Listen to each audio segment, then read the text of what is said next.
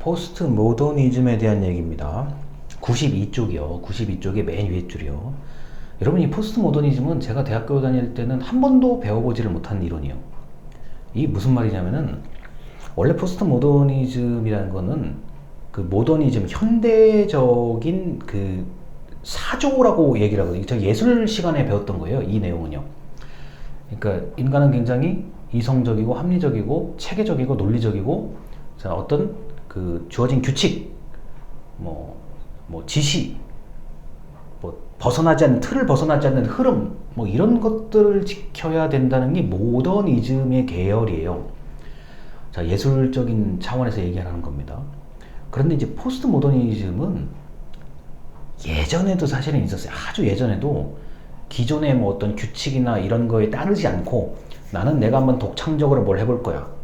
이제 기존의 이런 큰 흐름에서 이렇게 똑 떨어져 나와서 이게 좀 다른 형태의 생각을 하고 다른 형태의 작품을 만들고, 좋은 말로 하면 도전이죠. 엄청난 도전을 했던 사람들이 이제 그런 형태의 것들이 포스트 모더니즘의 어떤 계열이에요. 근데 이제 1920년대, 30년대에 이제 오다가 세계 1, 2차 대전이 일어나고 엉망진창이 되고 이러다 보니까 기존의 어떤 체제, 기존의 사회에 대한 굉장한 회의감을 가지게 되는 그런 얘기들이 나타납니다. 야, 이게 인간이 그렇게 굉장히 합리적이고 똑똑하고 논리적이라고 하는데 맨날 서로 다 죽이고 살리고 흔히 말해서 제노사이드요.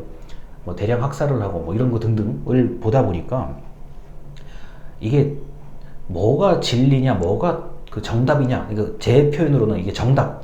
야, 인간이 무슨 정답이라는 거는 없다라는 가정을 가지고 굉장히 문제의식을 가져요.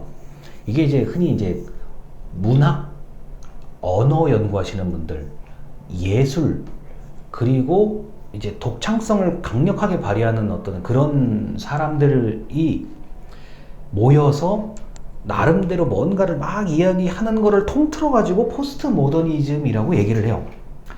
이게 어려워요, 설명하기가요.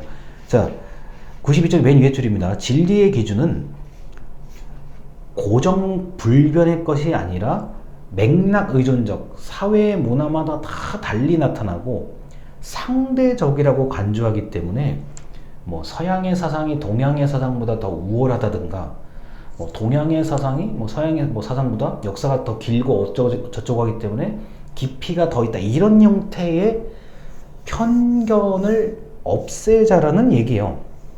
그리고 우리가 보통 유교 사상, 한자 문화권 이런 얘기하면은 보통 통틀어서 아시아라고 얘기를 하는데 절대 그렇지 않죠. 동북아시아죠. 한정 지어야 된단 말이에요. 한국, 중국, 일본, 그 다음에 대만, 베트남까지 동북아시아에서 유교 사상인 거고, 동남아시아로 가게 되면은 전혀 다른 얘기가 펼쳐지는 거죠. 미국의 문화 약간, 영국의 문화 약간, 프랑스의 문화 약간, 약간의 이슬람 약간, 그 나름대로의 또 그 토착 문화가 따로 있는 거고요.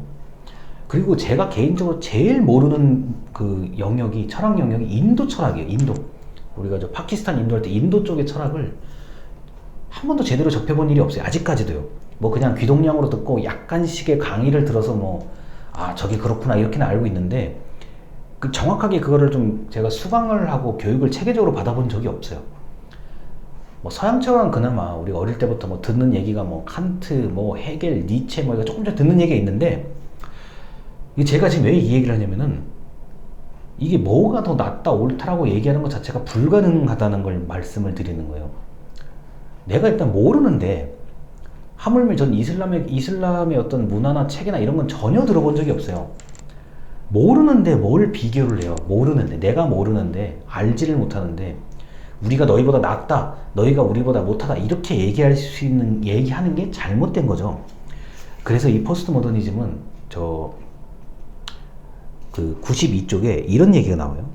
아래에서 5번째 줄에 포스트 모더니티 이론자, 포스트 모더니즘은 인간 사이에 이루어지는 주관적 언어를 중심으로 담론을 강조한다.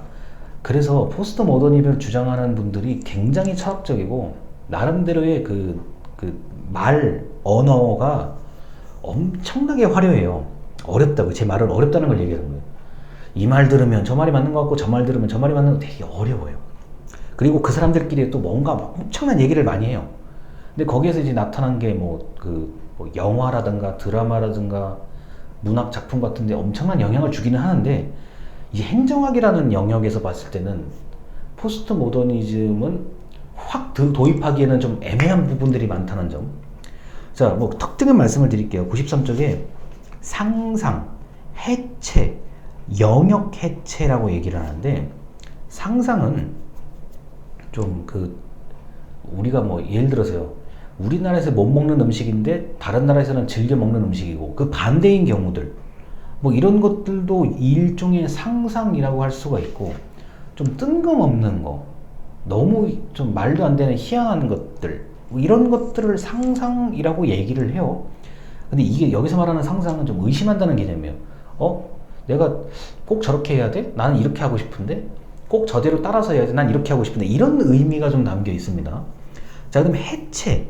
자, 해체라는 거는 기존의 것을 최대한 나누어서 이렇게 흐트러트린다는 얘기인데, 뭐 책에는 지금 뭐 93쪽에 보면은 뭐 언어, 이야기, 설화, 이론 이런 것들이 있는데, 우리가 모더니즘은 체계화시키고 분류하고 조직화하는 데 익숙한다고 한다면, 이 포스트 모더니즘 계열의 이 사상, 철학을 주장하는 사람들은 기존에 우리가 알고 있었던 그 단어 하나, 그 체제 하나, 그거를 쪼개보자는 얘기예요.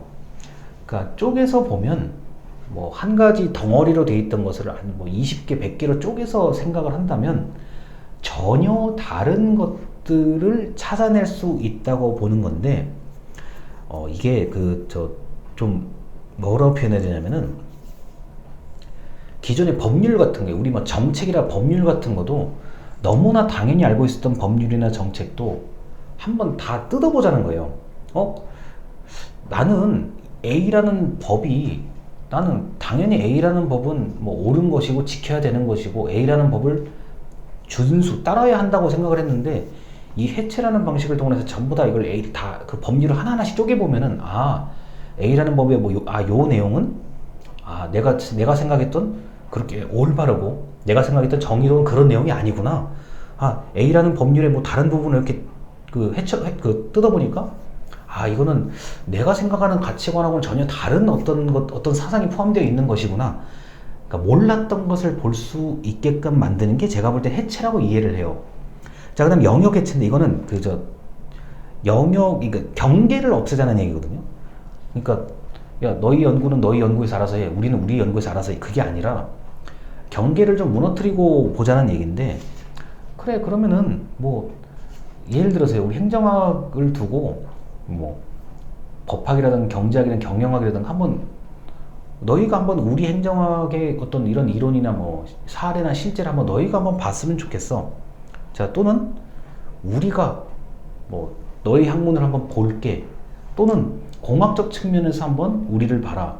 자연과학 측면에서 우리를 보고, 예술적 측면에서 한번 행정이라는 것이 뭔지를 좀 봤으면 좋겠어. 이런 게 바로 영역 해체라는 거. 뭐 요새 말로는 이제 융합이라고 얘기를 할 수도 있는데, 이게 얘기를 하기 시작하면 또 산으로 가는 얘기들이 좀 있어서 요 정도까지만 하겠습니다. 그리고 타자성, 94쪽이에요. 자, 이 타자성이라는 게, 자, 이런 얘기예요.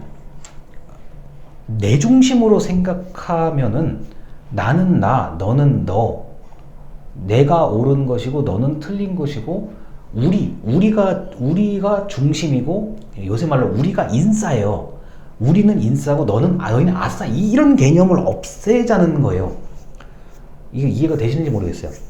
자, 타자성이라는 단어가 사회에 숨겨져 있고 억압되어 있고 약자, 그 다음에 전혀 관심 못 받는 사람들, 그런 대상들을 타자라고 얘기를 하는데, 여기서 말하는 타자성은, 그러니까 자꾸 구분짓지 말라는 거예요. 자꾸 뭐를 편을 가르고 구분짓지 말라는 얘기에 의미가 담겨 있는 거예요.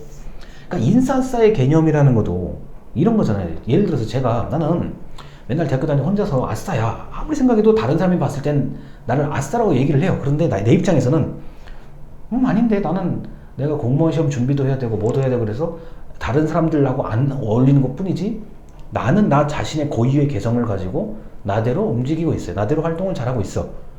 이렇게 이해를 하면은 좀 쉬울 것 같아요. 그러니까 우리가 요새 유튜브나 이런 걸 보면 맨날 이게 가르잖아요. 뭐 가르고 뭐 특히 언론 같은 데 보면은 네 편이냐 내 편이냐 이런 얘기들을 굉장히 많이 하는데 나도 좀 흔히 말해서 소중하고 너도 소중하고 나 나름대로의 나도 내 개성도 인정받고 너 개성도 인정해 줄게요. 이게 타자성 개념이 좀 어려워요. 자, 그런데 이런 포스트 모더니즘을 행정학에 어떻게 이걸 적용을 하느냐. 제가 94쪽의 아래에서 네 번째 줄입니다. 상황적 맥락이나 시민들의 요구, 관계성을 복잡하게 봐야 된다. 그래서 우리가 앞쪽에 얘기했던 하버마스 공론장 개념이 여기서 또 나오는 거예요. 야, 너의 개성도 인정을 해. 야, 우리 서로 다 존중하자. 다만 생각이 다를 수 있다.